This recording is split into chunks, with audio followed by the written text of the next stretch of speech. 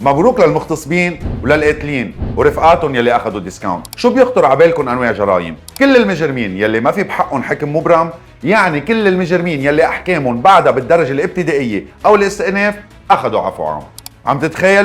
عم تتخيلوا كم واحد رح يطلع وما في حكم مبرم؟ مش لانه هن ابرياء، بس لانه محاكماتهم ما خلصت. والمحكوم حكم مبرم ما تفكروا انه راحت عليهم، بالعكس رح يستفيدوا من تخفيضات على العقوبات. واللي بعد ما تحاكموا بدل ما يشتغلوا على تسريع محاكماتهم ومعرفة مين بريء ومين مذنب رح يطلعوا، ونحن ما بنكون عرفنا اصلا اذا هن ابرياء او مذنبين. والاسير الشيخ المبجل رح ياخد خصم خاص ما كان بيحلم فيه، مثل ما غيره قتل الجيش واخذ عفو عام كمان ما كان بيحلم فيه. وحجة العفو شو؟ السجون مكتظة ومعجوقة. الحل السهل عندهم نفضل حبوسة بدل ما نكبرهم ونفوت يلي بعدهم برا وعاملين جرايم ونهبين الشعب.